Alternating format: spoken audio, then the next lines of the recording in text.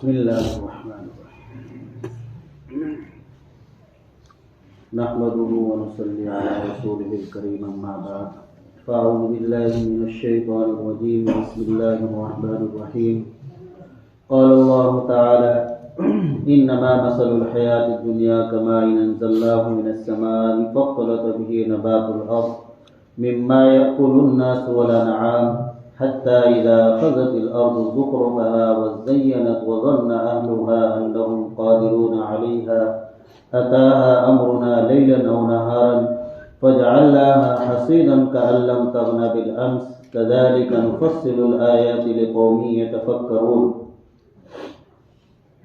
کل کے سبق میں یہ بات آئی تھی کہ اگر کوئی آدمی اپنی زندگی کے مقصد میں کامیاب ہونا چاہتا ہے وہ دنیا کی لذت کو چھوڑ دے اور دنیا کی طمع اور حرص کو اپنے اندر سے نکال دے، تب وہ اپنے زندگی کے مقصد میں کامیاب ہو پائے گا. مصنف رحمۃ اللہ علیہ سورہ یونس کی ایک آیت شریفہ اور ایک شاعر کے آگے کچھ اشعار ہیں، ان سے ہمیں اور آپ کو دنیا کی حقیقت سمجھا رہے ہیں کہ یہ دنیا کی حقیقت کیا ہے. یہ دنیا ایک فانی چیز ہے، ایک دن ختم ہونے والی ہے، اور اس دنیا کی مثال ایسی ہے کہ جیسے آسمان سے پانی نازل ہوا، بارش ہوئی، خشکی چل رہی تھی، بارش ہو گئی اور بارش بھی بہت شاندار ہوئی جس سے زمین تر ہو گئی اور جو خشکی چھائی ہوئی تھی وہ ہریالی میں تبدیل ہو گئی. کھیتی تھی، کھیتی بھی بہت عمدہ لگنے لگی، کھیتی بھی تیاری کے لائق ہو گئی، بالکل تیار ہو گئی اور دیکھنے میں بڑی خوشگوار معلوم ہوتی ہے. کسان کا دل خوش ہوتا ہے اپنی کھیتی کو دیکھ کر، باغ والے کا دل خوش ہوتا ہے باغوں کو دیکھ کر. لیکن اچانک کوئی آندھی یا طوفان آیا اور جس کی وجہ سے یہ سب لہلاتی ہوئی کھیتیاں اور رونق سے بھرے ہوئے باغات وہ سب کے سب ختم ہو گئے. تو یہی مثال اس دنیا کی ہے کہ دنیا ظاہر میں ہمیں چمکتی ہوئی روشن نظر آ رہی ہے، لیکن ایک وقت آئے گا جب سور پھونکا جائے گا تو یہ پوری دنیا ختم ہو جائے گی. یہ پوری دنیا کی چمک دھمک منٹوں سیکنڈوں کے اندر ختم ہو جائے گی. اس آیت شریفہ سے دنیا کی حقیقت سمجھائی اور آگے ایک شعر ہے اس سے دنیا کی حقیقت سمجھا رہے ہیں. فرماتے ہیں کہ کسی شاعر نے کیا ہی خوب کہا ہے، ان للہ عبادا فتنا طلقوا الدنیا وخافوا الفتنا، کہ اللہ کے کچھ بندے ایسے ہوتے ہیں جو بڑے سمجھدار ہوتے ہیں، عقل مند ہوتے ہیں، ہوشیار ہوتے ہیں. اللہ کے کچھ بندے ایسے ہیں کہ جو بہت سمجھدار ہیں، ہوشیار ہیں، عقل مند ہیں،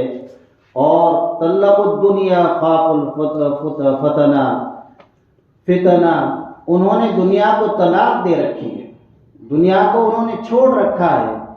دنیا سے انہیں کچھ لینا دینا نہیں ہے، اور انہیں ڈر اور خوف رہتا ہے کہ اس دنیا میں مبتلا ہو کر کہیں ہم فتنے میں مبتلا نہ ہو جائے. اس دنیا کے حرص، اس کے لالچ میں، اس کے چکر میں ہم پڑ کر وہ ڈرتے رہتے ہیں کہ کہیں ہم فتنے میں مبتلا نہ ہو جائے اور اپنے دین اور ایمان کا سودا نہ کر بیٹھے. نظروا فيها فلما علموا انها ليست لحي وطنا جعلوها لجة واتخذوا صالح الاعمال فيها سفنا. فرماتے ہیں کہ ان عقل مندوں نے اس دنیا میں غور و فکر کیا اور اس کی حقیقت کو جاننے کی کوشش کی، تو غور و فکر کرنے کے بعد وہ سمجھدار اور عقل مند لوگ اس نتیجے پر پہنچے کہ دنیا کسی زندہ آدمی کے لیے وطن بنانے کے لائق نہیں ہے. یہ کسی انسان کے لیے اس لائق نہیں کہ اس کو وطن بنائے. یہ تو ایک فانی چیز ہے، ختم ہونے والی ہے. اور پھر جب انہوں نے اس دنیا کی حقیقت کو دیکھ لیا تو انہوں نے اس دنیا کو مشابہ قرار دیا سمندر کے. اور سمندر، جیسے سمندر ہمارے سامنے ہے، سمندر سے ہمیں گزرنا ہے تو سمندر کے سے گزرنے کے لیے کشتیوں کی ضرورت پیش آتی ہے. تو انہوں نے کشتیاں بنایا نیک اعمال کو، اور وہ اس نتیجے پر پہنچے کہ اس دنیا کی مثال تو سمندر کے مانند ہے، جیسے سامنے سمندر ہو، آدمی اس سے گزرتا ہے، سمندر میں گھر نہیں بناتا ہے،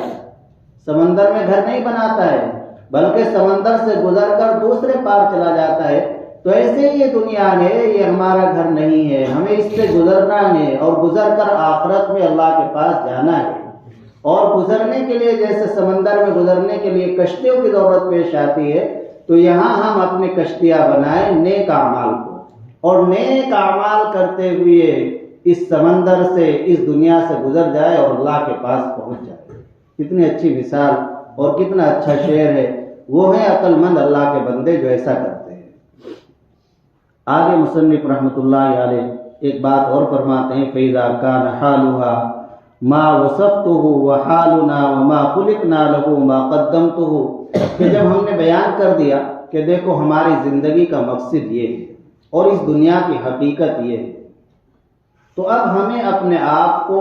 سنوارنا ہے، اپنے آپ کو ہمیں ظاہر کو بھی سنوارنا ہے اور اپنے باطن کو بھی سنوارنا ہے، اور سنوارنے کے لیے ہی میں نے یہ کتاب لکھی ہے۔ حقیقت یہی ہے، اگر ہم یہ کتاب پوری سن لیں گے تو انشاءاللہ اور عمل کی نیت سے اور کوشش کر لیں گے تو 100% انشاءاللہ ہماری زندگی کے اندر سدھار پیدا ہوگا، ہمارا ظاہر بھی اچھا بنے گا اور ہمارا باطن بھی اچھا ہو جائے گا۔ ہمارے ظاہر کے اندر جو گندگی ہے وہ بھی دور ہوگی، اور باطن کے اندر بھی جو گندگی ہے وہ بھی دور ہو جائے گی۔ اور ایک انسان سدھر جاتا ہے تو وہ ہزاروں کو سدھار لیتا ہے۔ پھر آگے اس کی دعوت دے رہے ہیں کہ دیکھو آدمی صرف سدھر جائے خود ہی، یہ کوئی بہت بڑا کمال نہیں، بلکہ کمال یہ ہے کہ خود سدھرے اور دوسروں کو سدھارنے کی کوشش کرے۔ جیسے ہمارے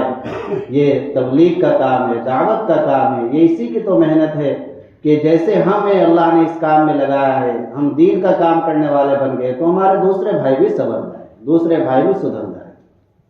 اور یہاں ایک حدیث بیان کی جس سے آپ کو خوشی ہوگی کہ کتنا بڑا کام ہے جس کو لے کر آپ حضرات چل پھر رہے ہیں۔ حضرت علی رضی اللہ عنہ سے نبی پاک صلی اللہ علیہ وسلم نے فرمایا تھا، فواللہ لأن یہدی اللہ بک رجلا واحدا خیر لک من حمر النعم۔ اللہ کے نبی صلی اللہ علیہ وسلم نے حضرت علی رضی اللہ عنہ سے فرمایا تھا کہ ایک آدمی کو تمہارے ذریعے ہدایت مل جائے،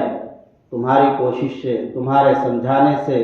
تمہارے اس کے پاس آنے جانے سے ایک آدمی کو ہدایت مل جائے تو یہ سرخ اونٹوں سے بھی بہتر ہے۔ سرخ اونٹ یہ عرب کا قیمتی مال سمجھا جاتا تھا، یعنی قیمتی سے قیمتی چیز سے بھی اس زمانے میں سونا چاندی قیمتی سمجھا جاتا ہے، تو سونے چاندی سے بھی افضل ہے ایک آدمی کو بھی اگر ہدایت مل جائے۔ تو اس لیے آدمی جو خود کوئی دین کی بات سنے تو کوشش کرے کہ یہ دین کی بات، اس دین کی بات پر میں خود بھی عمل کروں اور دوسروں تک بھی پہنچاؤں۔ کم سے کم جا کر اپنی بیوی کو ہی سنا دے، اپنے بچوں کو سنا دے، شادی نہیں ہوئی ہے تو ماں باپ کو سنا دے، بھائی کو سنا دے، تو انشاءاللہ اس سے بڑا فائدہ ہوگا۔ آگے مصنف رحمۃ اللہ علیہ بات کہتے ہیں کہ میں نے کتاب لکھی ہے، اور کتاب لکھنے کے بعد آپ سے دو درخواستیں ہیں جو اس کتاب کو پڑھنے یا سننے والے ہیں۔ ایک درخواست تو یہ ہے کہ اس کتاب میں اللہ کے نبی صلی اللہ علیہ وسلم کی ہدایات ہے، آپ کی حدیثیں ہیں، آپ نے ہماری زندگی کو اچھا بنانے کے لیے جو باتیں ارشاد فرمائی ہیں، جس سے ہماری دنیاوی زندگی بھی اچھی بنے، اخروی زندگی بھی اچھی بنے، وہ اس میں لکھی ہے، لہذا ان پر عمل کرنا۔ ایک درخواست ہوئی۔ دوسری درخواست مصنف کر رہے ہیں کہ میرے لیے، میرے والدین کے لیے دعا کرنا۔ تو ہمیں دعا بھی کرنی چاہیے کہ جو حضرات کی کتابیں لکھ کر گئے ہیں، اللہ تعالیٰ ان کے درجات کو بلند فرمائے۔